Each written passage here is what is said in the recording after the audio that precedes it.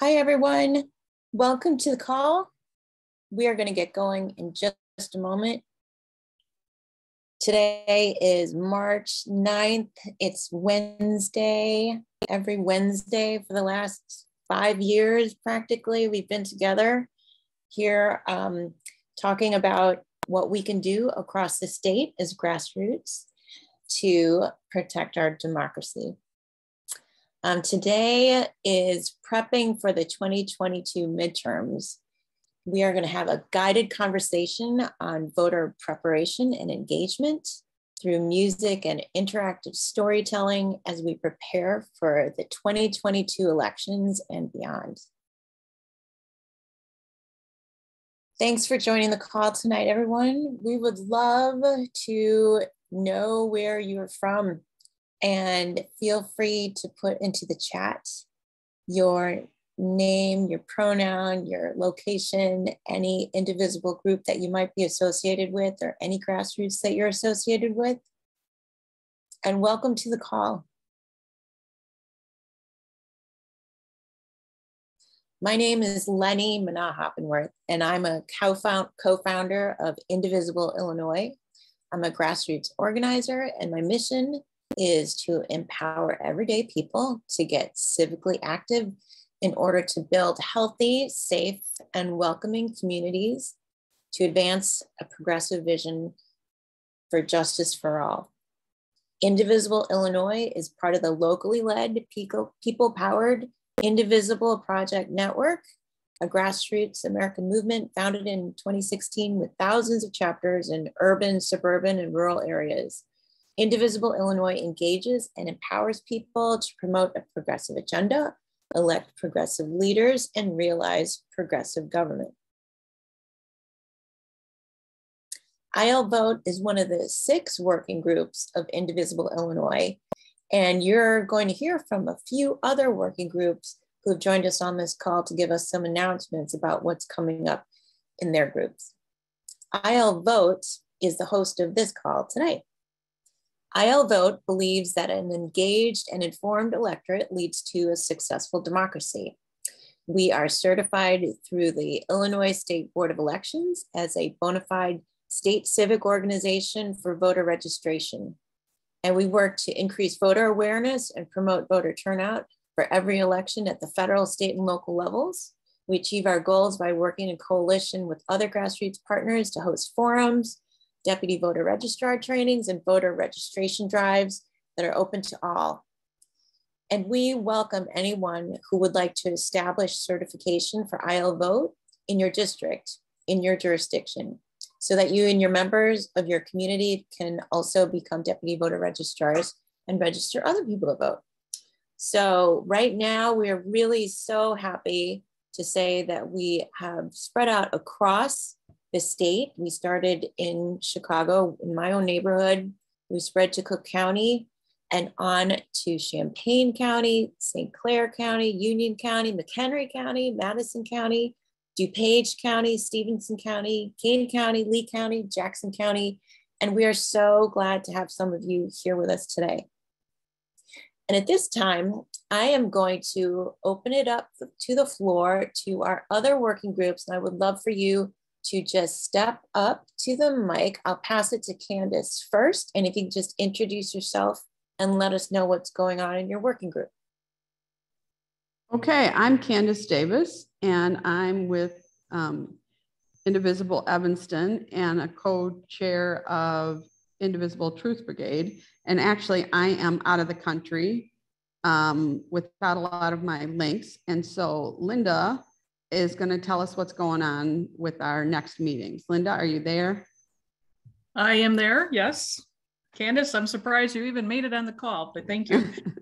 Okay, so, and Candace will correct anything I get wrong. So tomorrow, Friday, we are having our second and what will be a weekly Friday event called Truth Sandwich Shop. It's from 11 o'clock to 12:30 every Friday.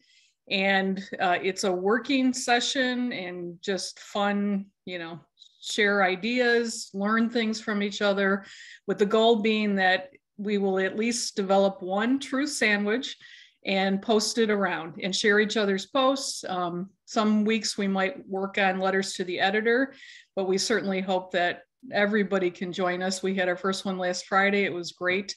I learned some new things. So just a great way to kind of teach each other about social media, that things that we didn't know and how to spread the truth. So that's Friday. And then coming up on Tuesday, March 15th, we have our every 6-week meeting, which is kind of, it is still a workshop of trying to develop a truth sandwich, but explaining more about how, what the process means, what we're trying to accomplish, and then maybe developing one together. And we have a guest speaker usually. And the guest speaker, I don't know if she's on this call, is going to be Sandra Alexander from WISE, which is, hold on a second, I'm going to make sure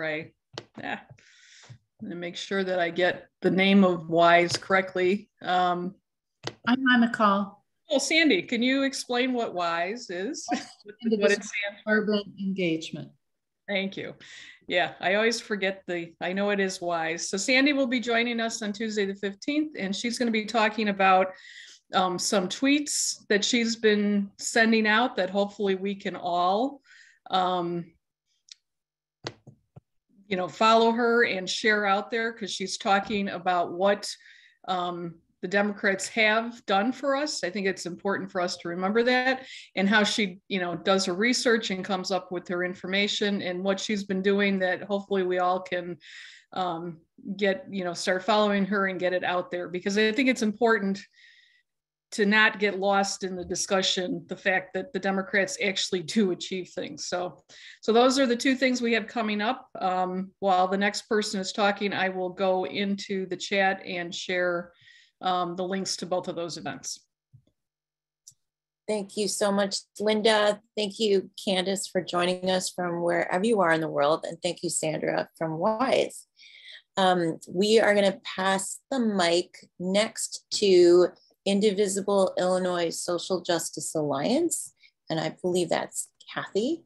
Kathy, are you there? I'm here. I'm unmuted. Hi, everybody. Thanks, Lenny.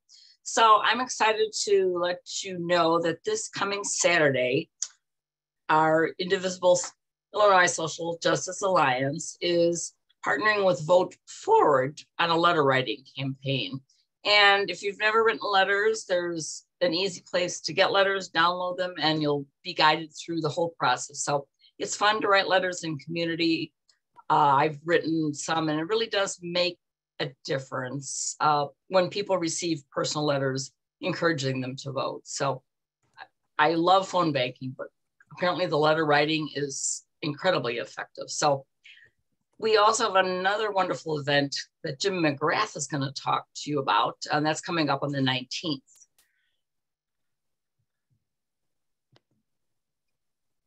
So on the 19th, what we've been doing on every third Saturday is a discussion of the disinformation that's affecting our local school boards, where the right is attempting to take over school boards so that they can dictate what kids are taught.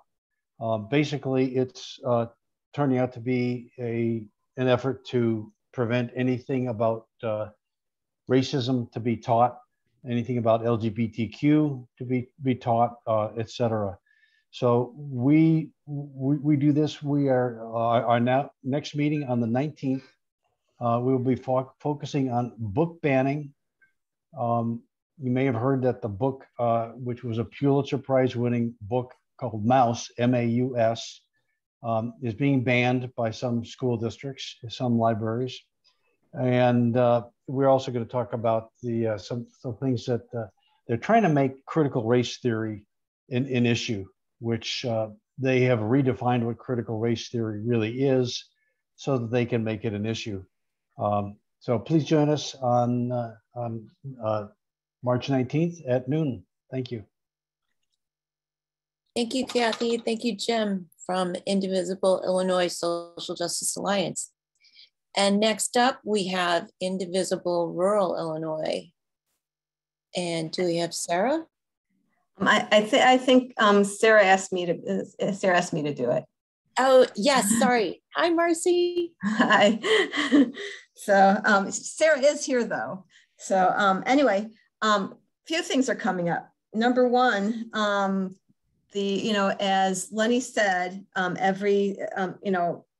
each of the subgroups hosts one of these statewide meetings, and the next statewide meeting that the rural group is going to host is going to be March 30th, and we're going to have a panel, challenges that continue to face the Black American community in 2022 in healthcare, voting access, policing, and education, and that should be really good. And then the next rural meeting, that's specifically Indivisible Rural Illinois. We meet every Thursday, the first Thursday of every month from 7:30 to 9. And the next one is going to be Thursday, April 7th. And it's going to be another panel, how helping immigrants and refugees help rural areas. So both of these panels should be awesome. So just to let you know. Now, the other thing I wanted to let you know about that is basically it's a combo between the rural group and also the vote by mail task force. Every Saturday from 4 to 5:30. In the Indivisible Illinois, and in conjunction with the Wisconsin Democratic Party, do phone banks to Wisconsin Democratic voters in Milwaukee, asking them to get their absentee ballots, and we're going to still be doing it. I will put a link in the chat to sign up for that. And starting actually after April 9th, we're also going to start including a couple different areas in Illinois, asking people to get their vote by mail ballots. So it's going to be even heightened. So I'm going to put the link in the chat right now. Thank you. Thanks, Lenny. Marcy, thank you. You rock, along with you and everyone from Indivisible Rural Illinois and the Vote by Mail Task Force. We appreciate you so, so much. All right, so thank you all for being here. If I missed any of the working groups, please speak up right now. Otherwise, thank you for being here. Like I said at the beginning, and Marcy mentioned, we're here every Wednesday at 7:30. And today's call is being hosted by Indivisible IL Vote. And our guest speaker is Evelyn Malone. Evelyn, I'm so excited to have you here today. And I am going to read a little bit about Evelyn. Evelyn is one of the founding members of Indivisible NorthWest Illinois.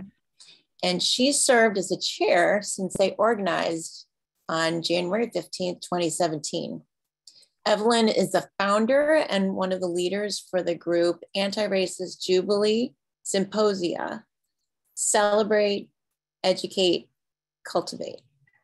They meet monthly via Zoom, and their members represent many different states. Evelyn is the storytelling co-lead and Midwest Regional Caucus moderator with MoveOn. And her love for storytelling began as a child while sitting on the front porch and listening to her grandmother tell many different stories. Evelyn enjoys learning about people and cultures, reading, traveling, and writing. And one of her fondest memories was hosting an event called Night of the Nations when she lived in Germany. And her students gathered in her apartment from 12 different nations. They shared food and stories from their respective homeland. It broke down incredible barriers. And most importantly, it broadened her determination to actively embrace story, have open communication with unyielding purpose of breaking the cycle of connotative assumptions about people group. And for fun, Evelyn distresses and sells old pieces of furniture. Evelyn is the ILVOTE Coordinator from McHenry County. And I am so grateful to have her here today on the call. Evelyn. Hello, everyone. It's so good to be here. I'm taking a look at that photo you have up, Lenny. That was in July 2018, and that was the children's rally that we had in Barrington. And I have to tell you something about that. This is part of my story. 3 days before that rally, I had surgery on my knee for a torn meniscus, and that was at noon, and it was so hot, and I was feeling so bad. But anyway, we got through it. It wasn't about me; it was about the kids, right? So thank you guys so much for joining tonight. I'm really grateful and humbled to have this opportunity to talk with you about voter preparedness and engagement from an angle of storytelling coupled with music. I'm trying to see here. Can we take the slide down? Or is it me that needs to change my option? There we go. Yeah, thank you. So good to see so many people here tonight. Great, thank you. So you might be asking, then why music? And I think we already know the answer to that is because music is a universal language of humanity. And we all listen to stories through music. So my presentation tonight will be interactive and reflective. We're going to focus in a very active way on storying on a personal level and how we can use that, our personal stories for potential voters and for perennial voters likewise. And as Lenny said, it will be a guided conversation. And I use that word guided, takes me back to the classroom, guided studies. And then we're going to do our own thing. Once you get the information, you'll be able to follow through on participating. So I believe that informed citizens are democracy's best defense. Therefore, storytelling far and wide helps us to get the message out. So at this juncture, I want to share a snippet. I want you to share a snippet of your story with us. So whatever you brought to write on, whether it's your iPad, your laptop, paper and pencil, take that out and get it ready because you're going to need it, okay? And while you're getting that ready, well, I'll tell you the procedure. I'm going to give you a few, and I chose not to use slides because the teacher in me says, I want everyone to use their active listening. And I know you guys are awesome at doing that.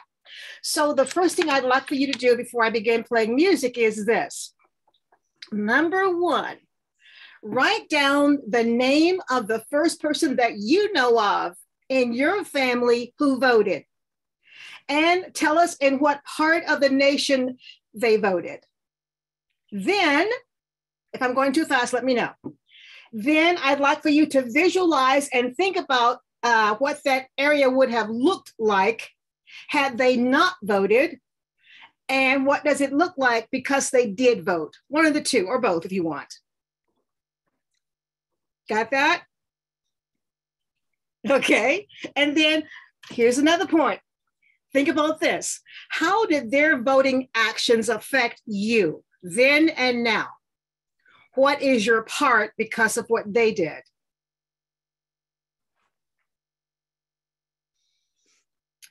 Then think about the people, the cultures with whom you will interact, or maybe I should say with whom you aren't interacting. Then, how will sharing your story about who you are help them in their feelings, their struggles regarding voter registration and preparedness? It's a lot of information, I know. Should I repeat it? Yes, please. Okay, all right. So write down the name of the first person that you know of in your family who voted. And in what part of the nation did they vote? That's all number one. Then I would like for you to visualize and think about what that area would have looked like had they not voted. Or what does it look like because they did vote?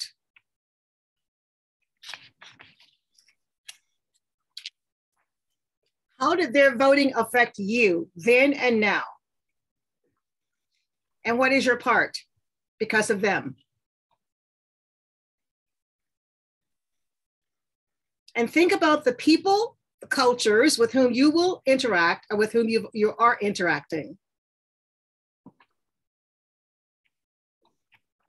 And then I'll say it this way, in today's climate, how will sharing your story about who you are help them in their struggles, because the struggles are real, they're happening, regarding voter registration, preparedness, and even engagement? Got it? I'm not looking for a perfect essay. There aren't any grades on this one, believe me. But I will ask several of you to share afterwards though. And I'll respond to raise hands, and just so that we on the same page too. I won't be taking questions in the chat until after we're completely done, because I want to kind of keep the flow of the presentation going. Okay. So I know that's a lot of information, but that's what teachers do. So let's go. I'm going to kind of calm your nerves a little bit and play some really good music. Is that all right? Okay. So you will have about 3 minutes.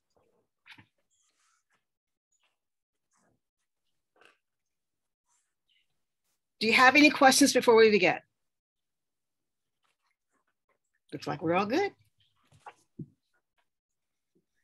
This song is called Glorious, one of my favorite songs, and it's by David, I hope I'm saying his name correctly, Archuleta.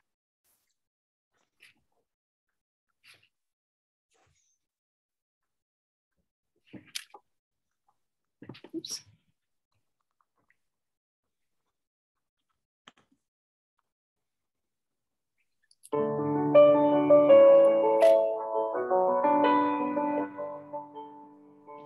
There are times when you might feel aimless and can't see the places where you belong, but you will find that there is a purpose. It's been there within you all along, and when you're near it. Sorry about that.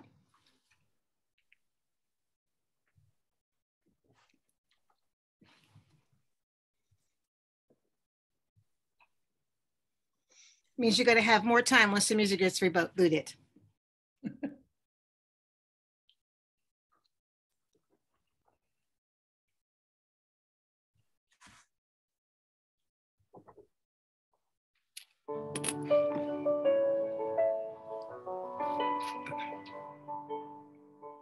There are times when you might feel aimless and can't see the places where you belong, but you will find that there is a purpose. It's been there within you all along, and when you're near it, you can almost hear it. It's like a symphony. Just keep listening, and pretty soon you'll start to figure out your part. Everyone plays in peace in their own melodies, and each one of us, oh, it's glorious. And you will know how to let it ring out as you discover who you are. Others around you will start to wake up to the sounds that are in their hearts. It's so amazing what we're all creating. It's like a symphony. Just keep listening, and pretty soon you'll start to figure out your part. Everyone plays a piece in their own melodies, and each one of us, oh, it's glorious.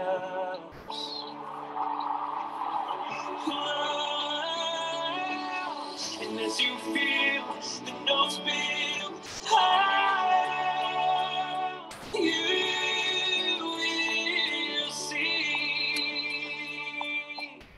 It's like a symphony. Just keep listening, and pretty soon you'll start to figure out your part. Everyone plays a piece, and there are melodies in each one of us. Oh, is glorious.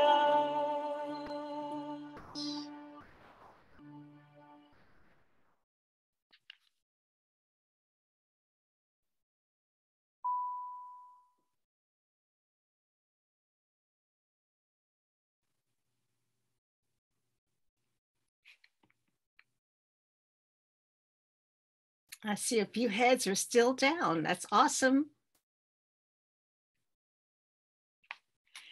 And I just, as I see the heads down, it just reminded me too that I remember in my classroom when the kids' heads are down, they do not want to be called on. So I'm going to call on the people whose heads are down. I'm just kidding. I won't do that. But anyway, at this time, though, I would love to hear what you guys have written down. Because I was telling Lenny, I might have said this last week too, is that, you know, we hang out together on calls like this and other events too, but we really don't talk about who we are. And so I'm really excited about that tonight. I hope you guys are too. I just want to get a snippet of into your lives. And I'm going to share the same thing too. I'm not asking you to do anything that I won't do tonight. So this is going to be really exciting to get to know each other a little bit better and then use that same information to hopefully encourage others who are, I would think, kind of somewhat apathetic these days. So I'm going to see who's looking at me straightforward, and that's who I'm going to call on first. Sarah. Okay. You didn't blink, Sarah. If you had blinked, I wouldn't have called you. The person that I thought of course, was my mother. And I think that's probably true for many of us. And I thought of a very particular story. My mother was a junior high school teacher, and a school board referendum had not passed over and over again. And so she gave the students an assignment. They had, for homework, they had to tell their parents, remind them to vote and bring in a check mark saying, yes, I reminded my parent to vote tomorrow. And she got in tremendous trouble for that. She was called before the board. She had to write individual apologies to 160 parents for having given that assignment. And that really reminded me, number one, the referendum did not pass. School did not begin in the fall. In fact, school did not begin until November of that year. So it reminded me of the extreme importance of voting and how powerful those messages are. And it's a story that I can tell people when I'm encouraging them to vote, because it's a very personal story for me. I was to be a senior in high school. My senior year, high school did not begin, so I did not graduate from high school. I went on to college instead of doing my senior year of high school. And it impacted my whole life. So voting is critical. And she was a wonderful role model for me. And even though she got into a lot of trouble, it was good trouble. That's a beautiful story. And I have a question. I know Sarah hangs out on these calls often. Did you guys know that about Sarah? Raise your hand if you knew that about Sarah and her mother. It's beautiful. That's why I think we need to communicate so much more, especially in spaces like this, get to know each other. So I feel like if we do, we have a better support system rather than just, you know, what I do sometimes in my meetings, just, you know, dive right into the meetings. So I love it. And then I would like to ask, Mildred, are you ready? Because you were looking my way too. Okay, you're muted. There you go. You're muted right now.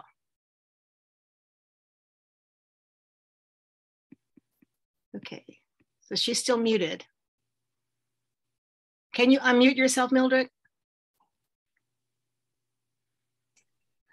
Hi, I'm Mildred, and I watched my mom vote all the time when I was a young girl.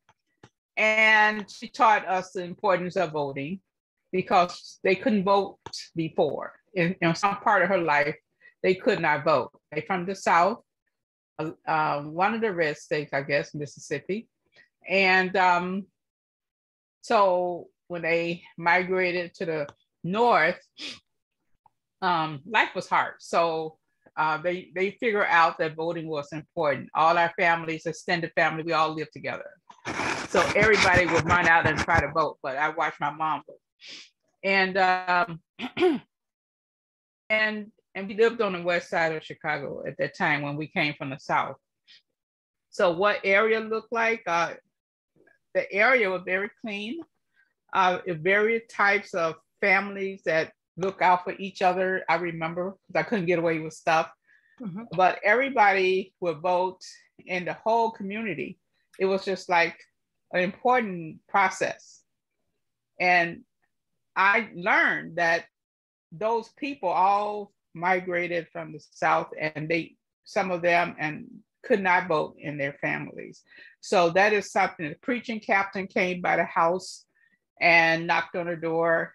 Okay, it's time to vote. And everybody go and vote. So that's something I see in my all the time in my head of everybody getting ready to vote. And and so how it affected me, I look forward to voting. I vote in everything, every race, all in things in the community, boards, school boards, and mayor races, state, US. I vote for everything, because I was told that it's important. You're counted when you vote, and when you don't vote, things will be taken away from you. So I didn't want things to be taken away from me, so I voted, and I still vote, and I still participate, and I still donate money or whatever I could and my time for campaigns. I learned that you want something, you got to fight for it. And culturally, I have friends in every area of the state, every culture, Indian, Filipinos, Asians, all types, because that's what I used to work with as a nurse. So we, white, it doesn't matter. One of my best friends is a Caucasian. I have best friends as Filipinos, so Indians. So I am, and we work together. We still talk, even though I'm retired now, so I can really fight. I got a lot of time to do the fighting and teach people. I'm heavy in policy. For 2 decades, I've been in Springfield, Washington, D.C., fighting for the nurses, fighting for the community. And I won some of the laws as well. So I know how to write. I'm still writing. So you can help me fight too, because there's a struggle going on now. So I'm trying to get that done. So that's a struggle I have, is trying to, fight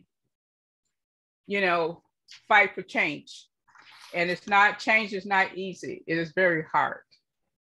Thank you for that, Mildred. Thank you very much. And for everyone else that's participated so far in this part, thank you very much. We're going to move on now to the next part. And I just want to share with you what I see happening today. And in terms of voter suppression specifically, is not new. And Mildred's already alluded to that. It's not new. It's just more blatant, but equally vicious and destructive. We know that.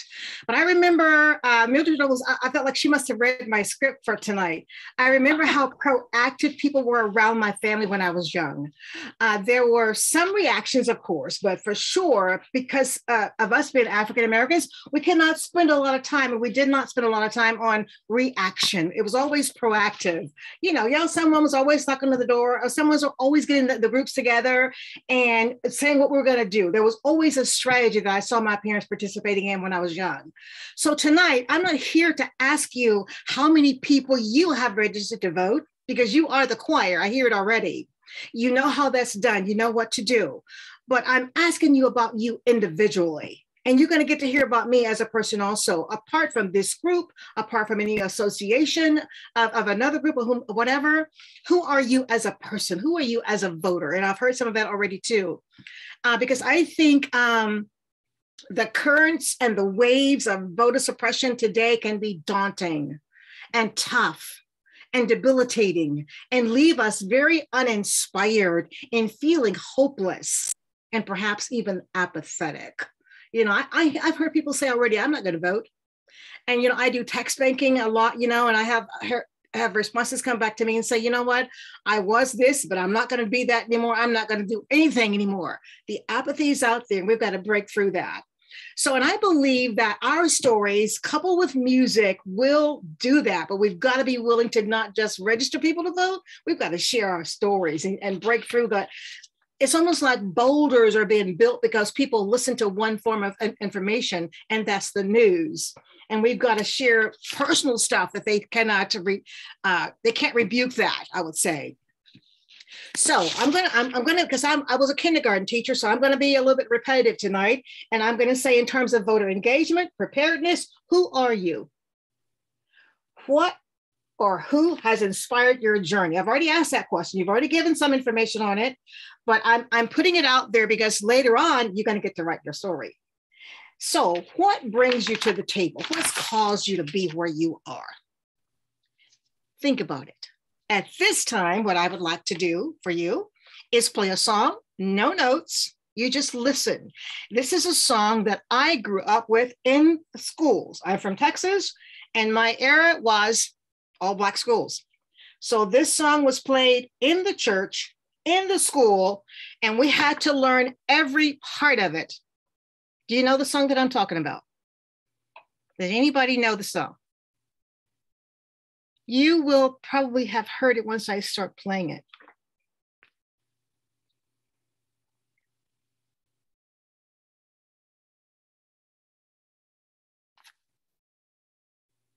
Encourage you, but we'll take it to lift every voice and sing. Listen carefully, please. Lift every voice and sing till earth and heaven ring. Ring with the harmonies of liberty. Let our rejoicing rise high as the listening sky. Let it resound. Let it resound. As the rolling sea. I like this part right here. Come on. Sing a song full of the faith that the dark past has taught us. Sing a song full of the hope that the present has brought us. Facing the rising sun of a new day begun. Let us march on. Let us march on. Till victory is won. Now we add a little something to it. Just encourage you. But we'll take it to church later. Let's go. We'll keep marching right until the victory is won. To all my brothers out there. Hold your head up, brother, till the victory is won. To all my sisters in the struggle. Keep believing, sister, till the victory is won. Till that day. Till that day comes. Hey. Let us march on. To victory. Till victory is won. Is won.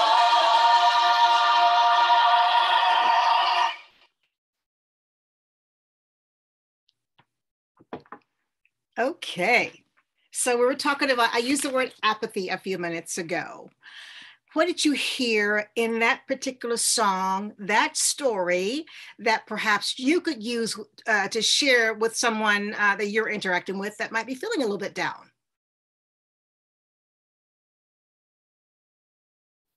What'd you hear?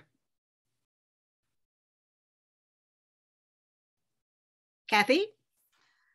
I just heard a lot of hope. I put in the chat, I wish we could have an Indivisible chorus, just like that other group that came out in 2016. Because you're right, Evelyn, the music unites everyone and it takes away any clouds that are coming your way. I was singing to myself, this little light of mine, I will let it shine today, as I absorb too much of the news. And the singing dispels the despair. Exactly. It really does. Thank you for that. Thank you. Okay, anyone else want to comment here? It was If encouraging. you haven't already spoken, Okay. we're gonna share it around. What about you, Jim? So you asked early about what inspired me to get started in doing this kind of work. And as I was nearing retirement, I was thinking, I really don't want to retire, but I need to have something to do. And I was working from home the day that Sandy Hook happened. And it was like, there you go. That's what I'm going to do. So I started working on gun violence prevention, found Moms Demand Action, got involved with them, got involved with NWSOFA, their gun violence group out in Arlington Heights. And so I've just expanded my activism because of that. Wanting to do stuff for kids. That's how I started talking to school boards. That's why I started talking to school boards about this disinformation, putting up with all the harassment, and it just, and my comment to people who are like, when I try to encourage them to get active, they're concerned about, they're afraid that these people are going to hurt them. And I said, all they're going to do is yell at you. They're going to scream at you. They're not going to physically harm you. But if we don't go and talk, the only voices that will be heard are their voices. So we have to go. So I've become a fixture at my local school board meeting, which is in Barrington, and a couple others. But it's just that I try to encourage people to get involved, and that's one of the thrust for our third Saturday disinformation thing is get involved. Go talk to your school board. We have a list of probably 25 different things that you can do to become active, and that's how we finish our presentation every third Saturday. That's beautiful, Jim. Thank you so much for sharing that. I knew a part of your story because you shared it before, but it's always good to hear it and just be reminded that people are active, and that you're sharing the right message. People are, and maybe just need to hear that encouragement. It's really okay just to get out there and get busy and get active. And it takes you out of yourself, right? When you're helping someone else. So I really appreciate that. Thank you. Anyone else want to share just one more person on this part? Okay, Linda. Okay, so you asked what kind of voter I am. Yes. And after everything that has gone on with the pandemic, and I was at the point of thinking, oh God, I'm so tired of this. And we still have, especially with things not getting passed because of the two senators who won't do anything on the Democratic side. And it's like, oh, you get so frustrated and I'm so tired. And then, you really have two choices. One is to just give up, or you have to keep going, because I have the luxury of giving up and being tired, because a lot of these things aren't impacting me directly. Some maybe, but not a whole lot. And so I have that luxury. And then I think about the people who are living and dealing with issues that we need the right people in charge to help fix. And I'm like, they don't have a choice. They're just tired all the time. Mm-hmm. And so I can't give up because they don't have a choice. So I am not going to give up. Okay, Linda, you just basically responded to a question that I was going to ask about the song. And when people that are disenfranchised hear you say that, because you say you can afford to stop and not always be involved, but you are, and they see you there, that's a great message. That's a great presence. And I think we have to do that more often. So I really appreciate that. Encouraged me at this very moment. So thank you for that. And yeah, this is great. This is wonderful. Anyone else hear anything from the song that they could use when someone is feeling down and out, or just, don't want to even take the next step to register or whatever? Were there any words in that song that you could use to help them along the way?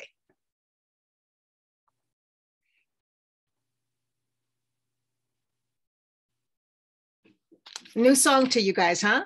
I would encourage you to listen to it and kind of, let it resonate with you a little bit more at a different time. Is that fair? Okay, Lenny, could we have that first slide? The one that says you are the sum total? Yes. Okay, thank you. What I loved about that song, Evelyn, is the title, Lift Every Voice. And not only that, but sing, celebrate. I love this exercise so much. Thank you. Thank you. Okay, would you guys read that silently? And then I'm going to ask Marcy, would you read it aloud once we've had a chance to read it silently, please? And just read as slow as you possibly can and just emphasize where you think it needs to be emphasized, okay? Thank you.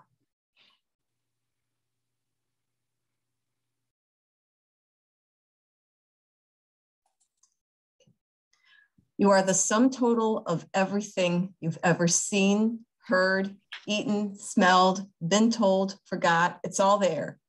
Everything influences each of us. And because of that, I try to make sure that my experiences are positive. Maya Angelou. Thank you, Marcy. Thank you guys for reading that too. So in a few minutes, you will get a glimpse into my sum totals, my beliefs, the ongoing journey in this fight for equitable voting rights for African Americans and groups that are still being suppressed here in 2022, over and over again. And when I share my story, I'm going to ask you to please listen carefully, because my story will consist of self, that's me, us, me and someone else, now, me, and a lot of other people. Afterwards, we will talk briefly, and I will ask you, like I just said, to compose your own story. Additionally, I will ask one or more of you to share your story. So please be prepared to do that. And it doesn't need to be perfected during this event either. Now, I do have a question to ask you guys. Why stories? Lenny, can we take that slide down now, please? Why stories? Why do we tell stories? Let's see who hasn't spoken. Marianne, why do we tell stories?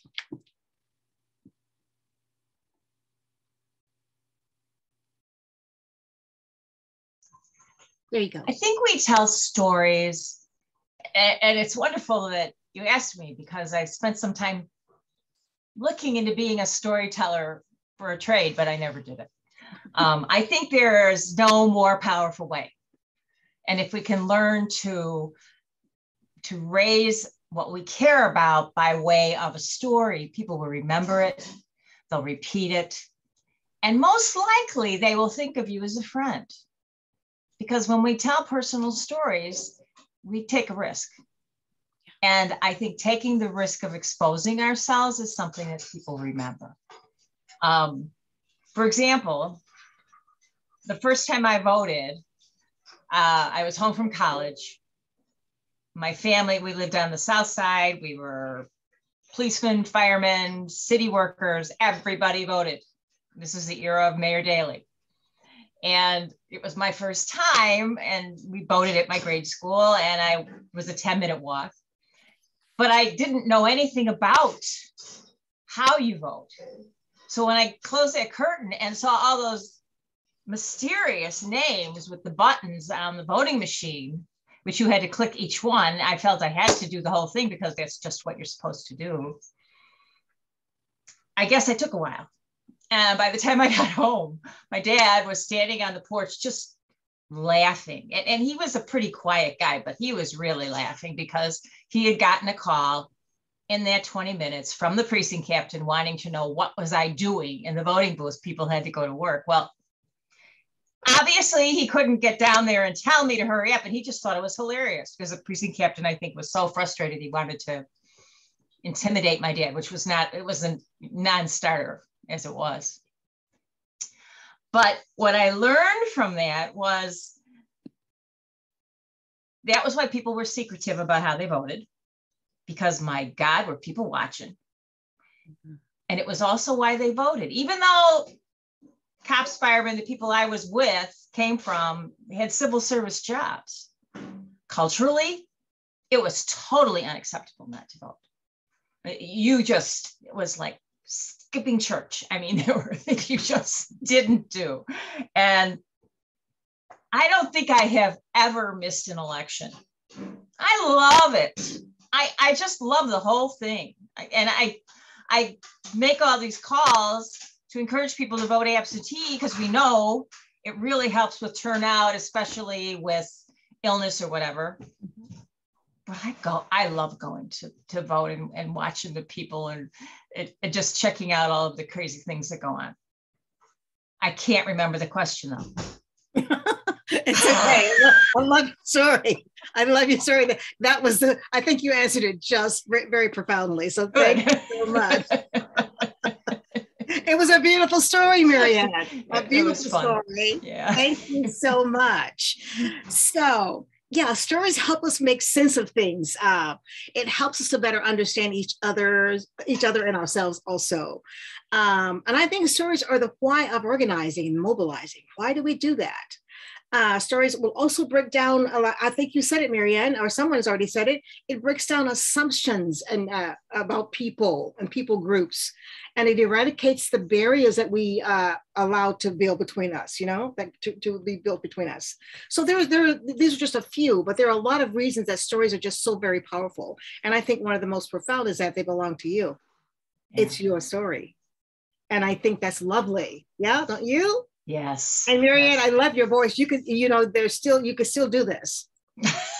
I'm Who knows? You make it look fun. No.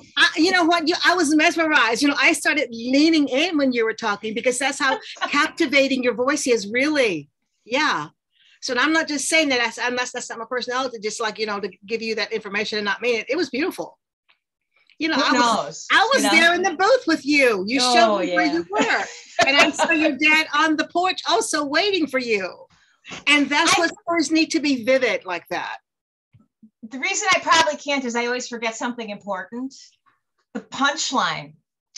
What the precinct captain said to my dad was, why is she in there ticking off all of those levers? Doesn't she know you walk in, you pull the Democratic lever, and everybody votes?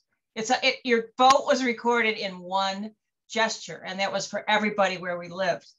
And the reason they were all waiting was that I thought I had to vote for everybody. I didn't even know who the people were, but I had to give it thought. Yeah. Which was what made it so ridiculous. Beautiful story, though. Beautiful story. So now I'm going to begin. I will try not to be so long, but it's my story. So, in my world of voter preparedness, to this very moment, my thoughts and actions go way back to my roots and the grown-ups who were always around, inspiring with music, prayer, reading the Bible, and storytelling.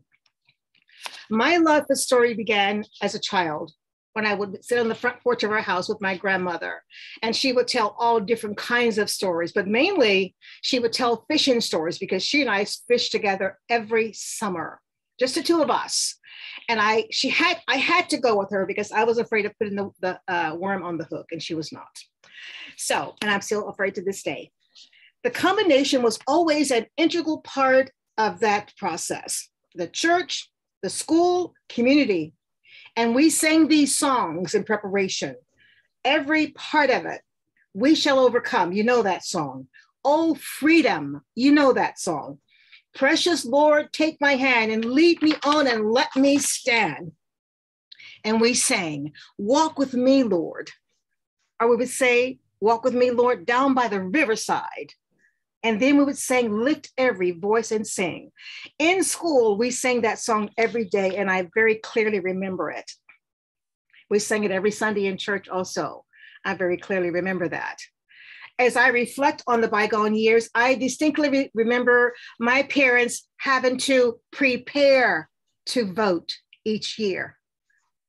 Yes, they had to prepare to vote by saving money to pay the notorious poll tax in Texas.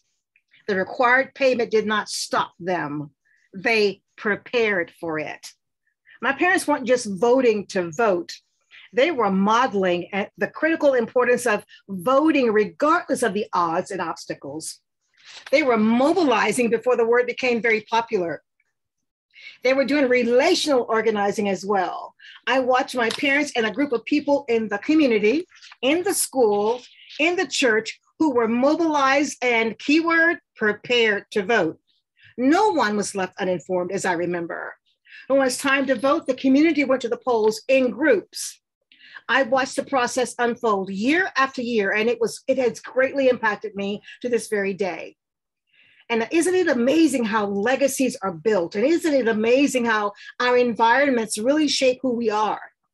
And yes, I am the sum total of everything I've ever heard, eaten, smelled, been told, forgot. It's all there.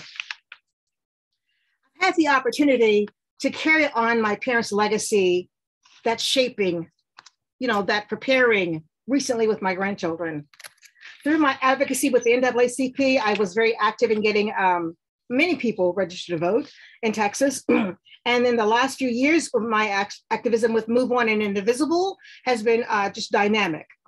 And I remember in 2021, I participated in the vote tripling, a very effective, and you guys are aware of that, a very effective voter preparedness technique. And two of my adult professional college graduate granddaughters were on my team. One lives in Texas and one lives in California. And I told them, you are to spread the word far and wide. Tell your friends and make sure you do the same for yourself. Make a plan to vote. What time will you vote? How will you get to the polls? Will you need to take your friends to the polls to vote with you? Will you need to pick them up? Ask them to bring more friends with them. This is organizing and mobilizing. It's going to take all of us. If their voter registration is not up to date, tell them to get it updated and check and recheck. In 2020, my second oldest grandson had just finished high school, went off to university in Arizona, and was back home in March because of the COVID outbreak on the campus. And as it was, very, very amazingly, he returned a few days before the primary, the 2020 primary here in Illinois. And it was my honor to take him to the polls with me as he cast his first vote. There was no charge for him, but there was preparation. He had to go vote because his Mimi was not going to allow him not to. But it gets better. His campus was still closed in November 2020. And yep, we went to the polls again, and he voted in his first general election. We had the talk, the one that my parents had with me. There was no choice. You are going to vote. My parents' legacy is alive in their great-grandchildren, and they would have been so very proud of them. I am moving forward. I know that I must, along with so many others, I believe, as Lydia has already said, I must take action to help others prepare to vote. This endeavor is a full-time job, and it's tiring, and it will be tiring. But nevertheless, we are stronger together. One voter registration entity said last year that 60% of eligible voters are never asked to register. 60%. We don't have that luxury of not helping and preparing others to get registered and vote. We don't have that luxury. In my endeavor and my quest for voting rights for all, I'm much aware of the need to have others join with me and me with others in the struggles and the victories as we prioritize our time and our days for the cause. I also contend that this season, as never before, it requires that we better understand through education and reading just how we got into this dilemma and what we must do as a people to continue undoing the disenfranchisements that others have placed in front of us at this moment. Presently, our AntiRacist Jubilee Symposia is hosting a reading of Caste by Isabel Wilkerson. We're just going to be beginning that on March 20th. We're educating the people before the general election, empowering them with truth so that they can share the truth with those in their realm of influence. Additionally, we are collectively encouraging everybody to send out letters through Vote Forward to in critical state races, write postcard, do text banking, phone banking, and we want to do this across state lines. You know, I'm from Texas, and I'm already diligently working on Beto O'Rourke's campaign. And as Illinois coordinator for McHenry County, I have joined with several others and actually took the test myself to be better aware of the voting laws, so I can better answer questions when people are registering to vote in the state of Illinois. And the rallying cry right now is that we pass the John Lewis Voting Rights Act. As recently stated by Derek Johnson, NAACP president and CEO, he says, the unfortunate truth is this: over half a century after Bloody Sunday, the march for our rights remain as necessary as ever. Statewide voter suppression laws have skyrocketed, and essential pieces of legislation like John Lewis Voting Rights Act and the Freedom to Vote Act remain stalled in Congress. And we will not rest until voting access for every American is defended and upheld, end quote. And that too must be our collective resolve. Thank you for listening. Now then, I do have questions.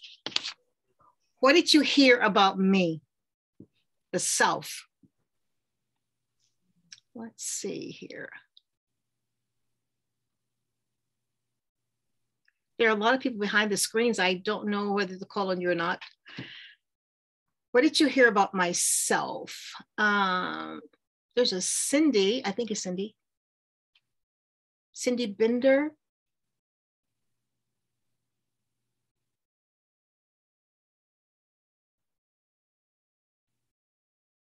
Okay, I'll move on to Jocelyn. Jocelyn, oh, Cindy, are you unmuted?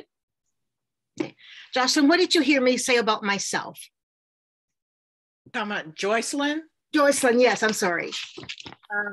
I heard you say that you learned and you're intentional and you're committed. Thank you. Yes. All right.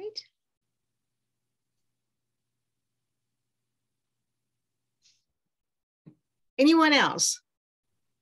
Because I have a couple more questions. Carolina, would you like to respond? Yeah, so what I heard about you is that you draw your faith from a lot of different places, and you also use that to support yourself in your experiences and in who you want to interact with. And you don't let all of these different things that you and your family and that your people, like you as a Black person specifically, have faced, you don't let these things bog you down, kind of like what you were talking about earlier with the whole apathy and how it's really easy, how all of us can, it wasn't, I believe it was you, and then it was also Jim, I think, who talked about apathy and the ways that these things can hold us down. And so I got that strength from you as well. All right, that's exactly right. Thank you. Thank you. Okay, so Virginia, what did you hear about the us in my story?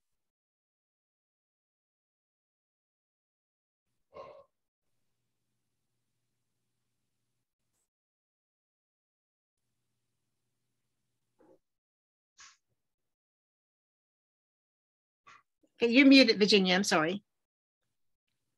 Can you unmute yourself? There you go. There you go. Okay. Yeah.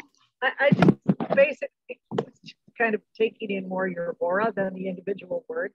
I pretty much just took in how it seems to feed you, fuel you when you are teaching other people and pulling them in to be an also activist.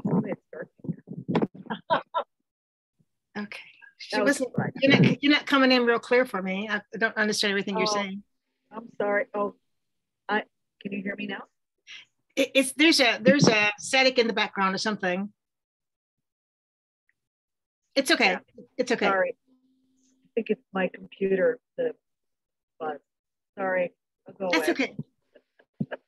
All right. Thank you. And there's a Michael Childress. Michael, did you hear anything about the now in the story?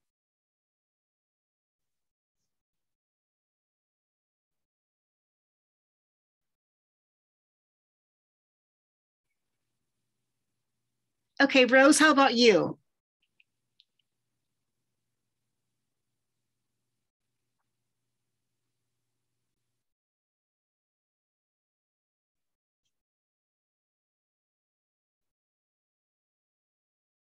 Okay, Lenny, how about you? Oh, I heard the us in the story. I always hear the us in your stories, Evelyn. I find it, I love the us in your stories. You always have a way of bringing in your whole community into your stories, which I love. You do things together. You do things in community. You plan together. You talk together. You sing together. You vote together.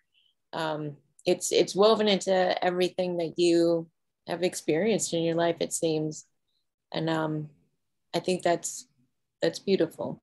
Thank you. Thank you. Jim, did you hear anything about the now? Evelyn, I am not a good listener, I will tell you. That is so honest. I love it. Yeah. That's Jim's story for the night, y'all. He doesn't listen well. No. That's right. I'm only saying that because I know Jim. This is not facetious, okay? What about you, Constance? Yeah, I'm sorry? I'm a visual kind of person. I hear you. I hear you. So am I. Yeah. And I'm empathizing with people who are not responding because it might be the same boat that I'm in. I'm very visual. But what about you, Constance? Did you hear anything about the now? Well, of course, we want to get people registered. And the thing that I was fascinated with was the last thing, or it's near the end of what you said, is about 60% of the people who are unregistered were never asked. Yeah. And it's like, whoa, wait a minute. Is it that easy? Yeah. Just waiting. A lot of people just want to be contacted. They want you, they want to feel important. You know, you think about the people that we say,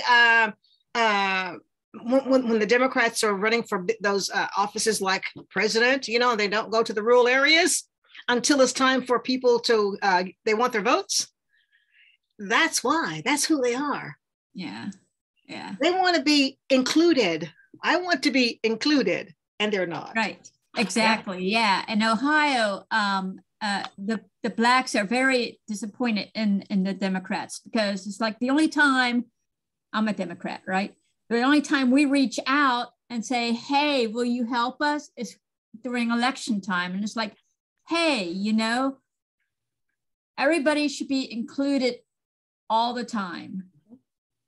We need everybody all the time. Yeah. And so it's a good point. Okay, anyone else? Thank you. I can take one more comment from a very short one from one more person. Then it's going to be time for you guys to write your stories. There's someone? Oh, Virginia's already spoken. Okay. Okay, Sarah, go for it. Well, I heard you say the now is that we've got to work on the John Lewis Voting Rights Act and what needs to be done right now to assure that everyone has voting access. Exactly. That would this speech would not be necessary per se if that was already in place. We would just be getting things done, wouldn't we? Yeah. But you see, we're so familiar with that. And you know, if you in that song, lift every voice and sing, you know, and we're going to march on to victory's won. That's how we've always had to do it. And there's no stopping now. Like I say, it's tiring, but we don't have the luxury of stopping. And not only that, I don't want to. I have, you know, it's like my kids ask me, Mom, how do you do it? I'm thinking, if only I could really tell you and help you understand. But it's the era, it's where I came from. It's my background. It's the surrounding is everything. And there was just no quitting. And I love that part of it. You know, even in spite of that, it wasn't just about me as a person, about us as Black people. That has resonated into everything that I do, everything. And I really appreciate that because I don't have to be worried about, oh, I don't want to do that. It's like, yeah, when? You know, what time are we meeting, basically? And I credit to my upbringing, and I really appreciate that. So anyway, it's you guys' time to write your story, the story of yourself, however you choose to write it, about voting. If you want to know, let me just put it this way. If you want us to know something else about you, that's fine. But if you can include voting in there specifically, that would be great. The story of yourself, the story of us, who have you brought along, and the story of now. Who are you going to include in everything else that's happening in your life to make it more productive and hopefully eradicate what we're dealing with as with this voter suppression? That's where you are. Questions. And it doesn't have to be long. I'm going to play another song. I think it's about 4 minutes long, almost 5. So you'll have that much time to get your story written. And then after that, I'll ask a couple of people to share. Questions? Okay. Thank you guys so much for participating. I know this is new information. It's like, could be stretching some of you guys, and I really appreciate your you bearing with me. And you're doing great, by the way.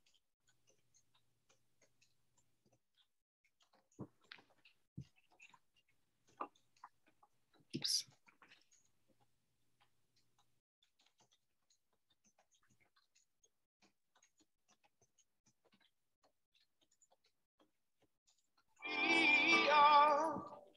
Oh, one day when the war is won, we will be sure, we will be sure. Oh, Lord.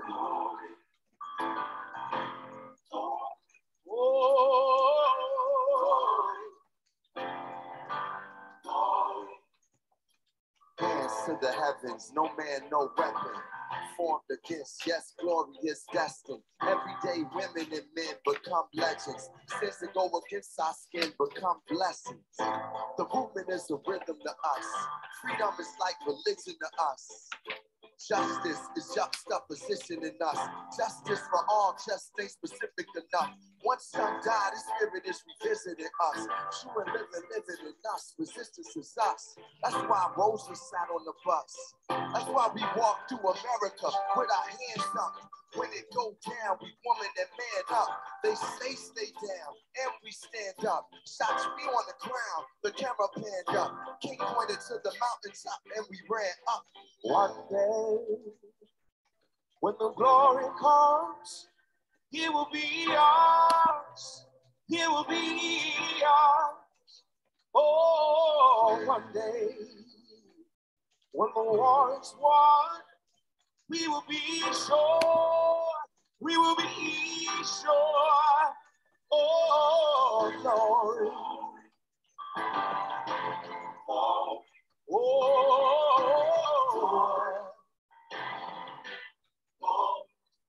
Now the war is not over. Victory isn't won. But we'll fight on to the finish. And when it's all done, we'll cry, Lord, oh, glory, oh, Lord. We'll cry, Lord, oh, Lord, oh,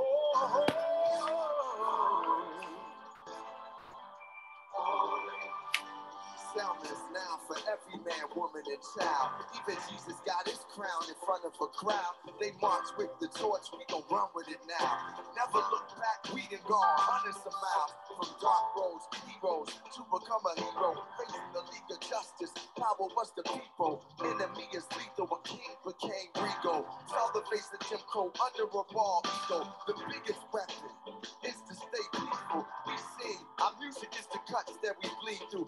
Somewhere in a dream we had an epiphany. Now we right the wrong in history. No one can win a war individually. It takes the wisdom of the elders, young people's energy. Welcome to the story we call victory. The coming of the Lord, my eyes have seen the glory. One day, when the glory comes, it will be ours. It will be ours. Oh, one day, when the war is won, we will be sure. So sure. We will be sure. So sure for the world. Lord. God be the. Oh, yeah, yeah. Oh, Lord.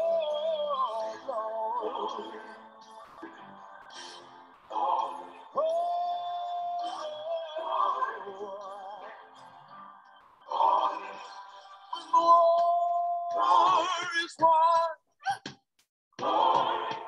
when it's all said and done.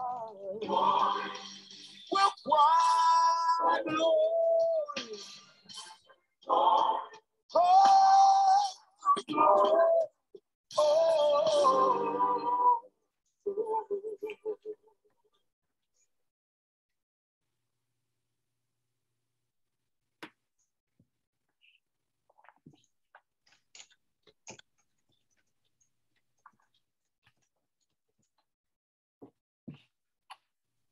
I know we're getting very, very close to 9 o'clock. So I don't know if you guys are done yet or not. Is anyone finished?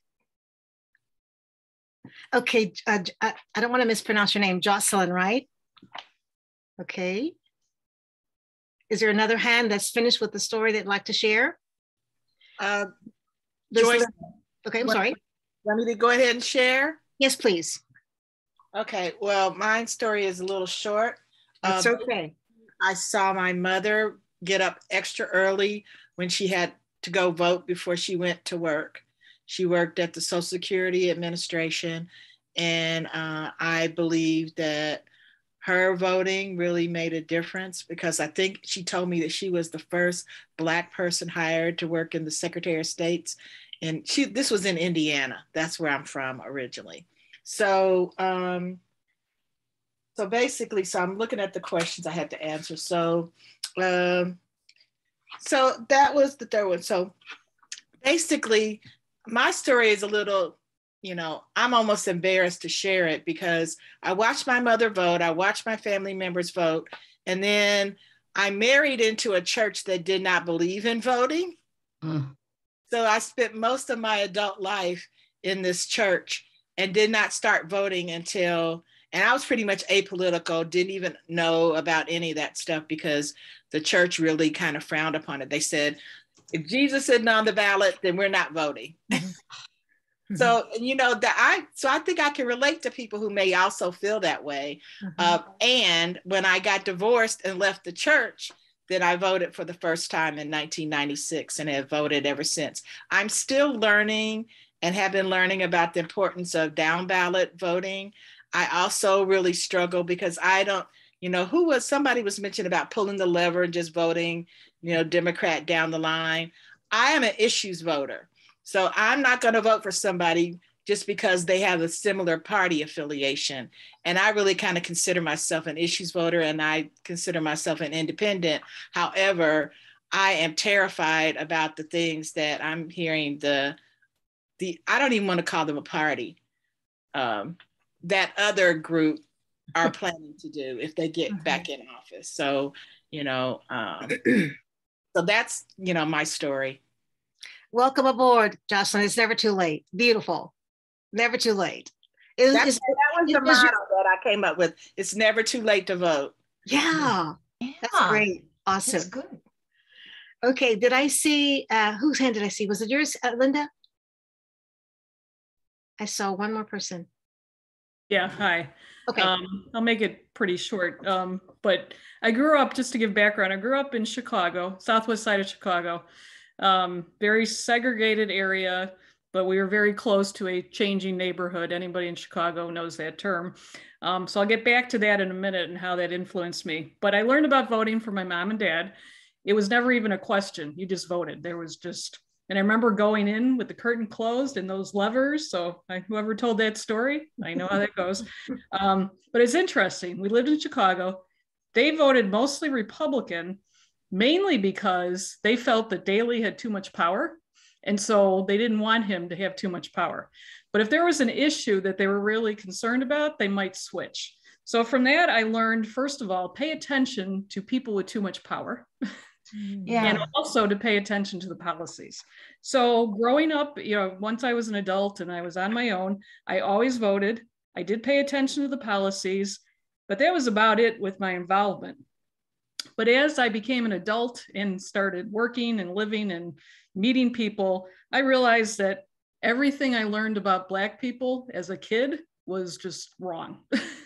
It was totally not anything that I learned, that I didn't understand the history. They did not teach about, we learned about slavery, yes, but that was about the extent of it. So my education was really lacking. So over the years, I obviously learned a lot more about how this country has treated both Black people and minorities in general, learned a lot, but I really still did not get too involved in politics until 2016.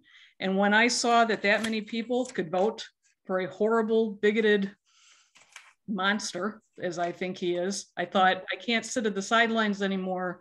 I have to get involved, and that's why I'm still doing it today. Thank you for that, Linda. Yeah, I saw someone put their thumbs up. Thank you. I'm going to call someone behind the scenes. Deborah, is it Cronkite? Would you like to share?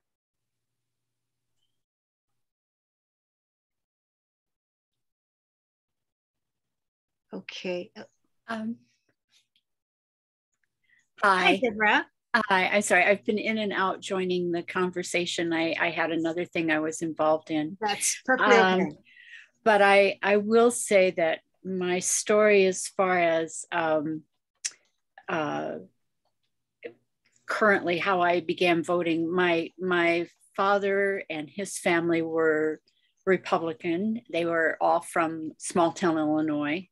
And my mother and her family, my grandfather was a justice of the peace in a small town in Illinois, and he was a postmaster general. And so he ran all the time, but he was Democrat. So they always used to go that they were canceling each other out. And, I always began to, vote on issues, not parties. I didn't think parties were important. I thought people were, and issues were. And to the fact of growing up, we moved to Chicago when I was 11.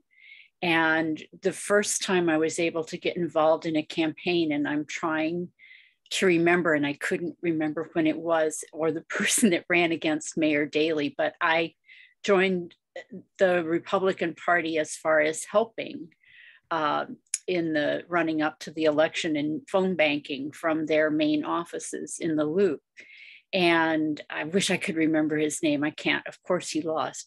But the day before the election, like, we could phone bank, up until 5, and at noon they called it. And I was just furious. I said, how can you give up? And they went, oh, we can't do anything in these few hours. And then it became really clear, because I worked with them several weekends down there. And it became really clear that they knew Daley was going to win. They weren't even really trying. It was just, and they still broke out champagne at the end of the day. I was horrified. So I still, I have voted my entire life. I've always followed issues. I hate having to declare, even in primaries. But of course now, like we were talking about that other party, I don't see anybody, except if I was maybe in Adam Kinzinger's district, I might vote for him. But other than that, I can't see voting for anyone other than a Democrat these days. Well, thank you for sharing that. So, lady, we have 5 minutes, and I've got a couple of more things. Maybe I can take out one. What about the time? I think you're muted. Just go ahead on. Yeah, do what you need to do. Okay, so I have that one last slide that we'll look at. And this slide is a call to action. And then after that, I'll play music and we'll be done. If people have questions, that'll be fine.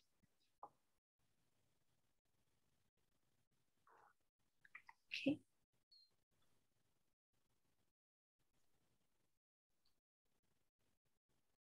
So I think there's another slide that goes with this one, right? Yeah. Thank you. If you guys can just kind of read that one. Let's see here. Lenny, do you mind reading it? Would you be okay reading it? The slide? Sure. Okay, please, thank you. When a flashlight grows dim or quits working, do you just throw it away? Of course not. You change the batteries. When a person messes up or finds themselves in a dark place, do you cast them aside? Of course not. You help them change their batteries. Some need AA, attention and affection. Some need AAA, attention, affection, acceptance. Some need C, compassion. Some need D, direction. And if they still don't seem to shine, simply sit with them and share your light. Share your story. That's really great. All right. So the essence of this particular action that I would like for you guys to participate in at your own on your own time is that you're going to encounter people, I believe, that are going to fit these categories. And the last one is the one that I am most inclined to do. You know, I can identify the other ones, but the people that just want to walk away, those are the ones that I want to hang out with and share my story.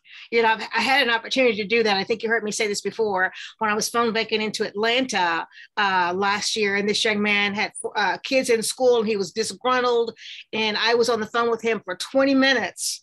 And we're supposed to be on the phone with when we phone banking no longer than 3 minutes. So I'm thinking now I've got to hang out here, as he's going to vote. He's got these kids in school, and I'm a retired educator. I cannot leave him. You know, so it takes time for sure, like we've already said, and it's tiring, but it's worth it. You know, and he assured me before I got off the phone that, yes, ma'am, I'm going to vote now. Thank you so much for encouraging me along the way. And so that's what we must do. Does anyone else get anything else from this particular reading?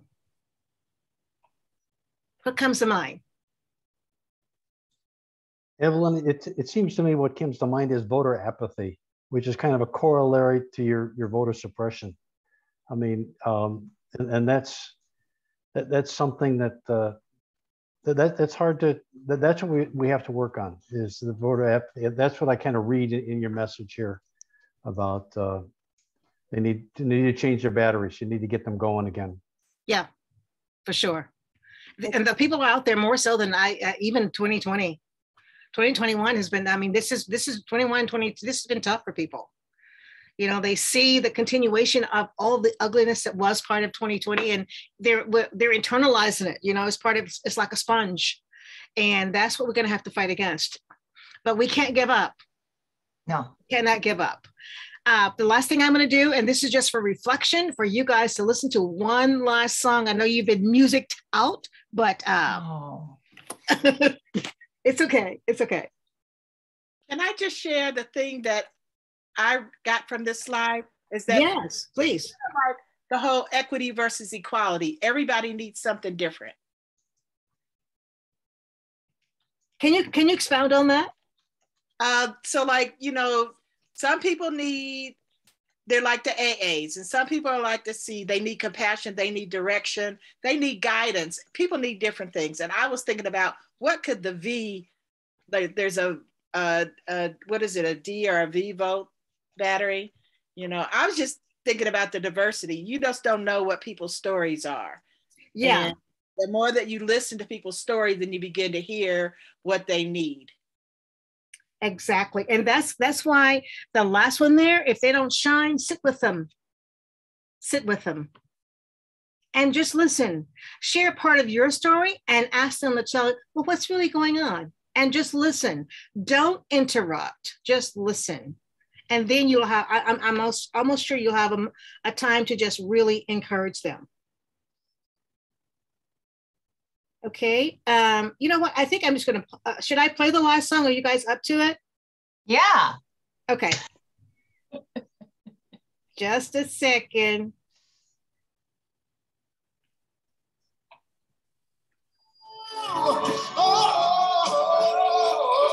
Sorry.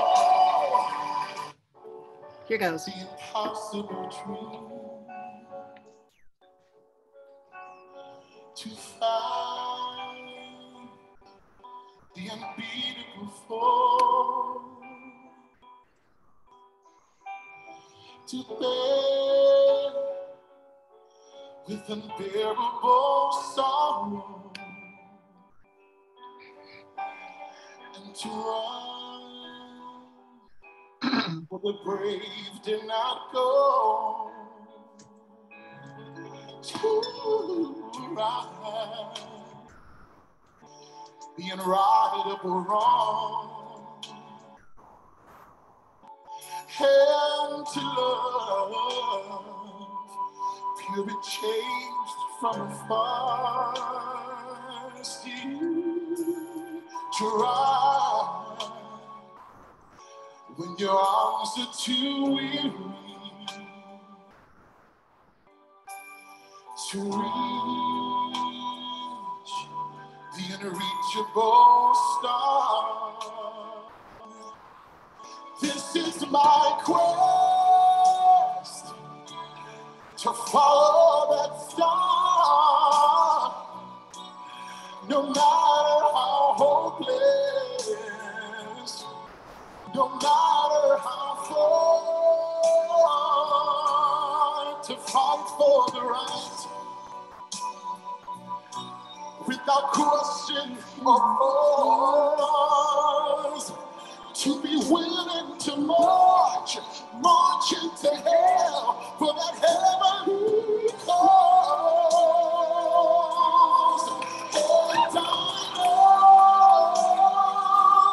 if I only be true to this glorious quest,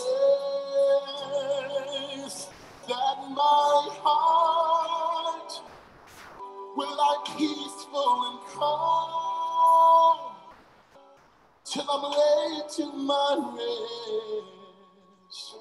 And the world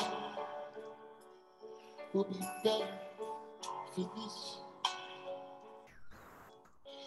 That one man, scorned and covered with scars, still strong with his last ounce of courage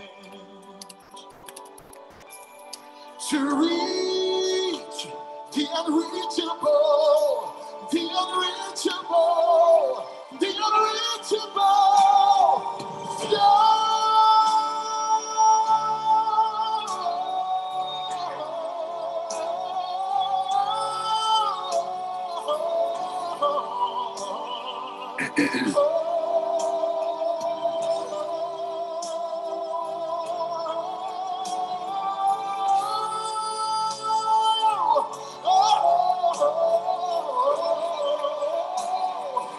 And I'll always dream the impossible dream. And yes, I'll reach the unreachable star.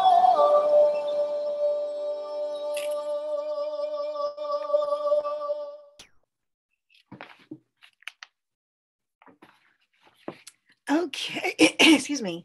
Okay, Lenny, can we take the slide down? Well, thank you guys. It's like 9:05. You've been so very diligent. This was it was a blessing. So thank you guys for lingering and sharing your awesome stories. And I've learned more about you guys, but I'm also not just that. I'm encouraged, very, very encouraged by where you are. Everybody's so different, but what I find so fascinating and amazing and wonderful and necessary is that you guys have these great stories. And we're all at different places and times and all that, but we have our own stories. So I just want you to go out and share. Break through that ice, that boulder, that big block of ice is there. And people are just waiting. And I think you're ready. This was great. Thank you, Lenny, for this time. I really appreciate it. I don't know if you guys have any questions. It's 9:06 now. If you have questions, I will be glad to answer.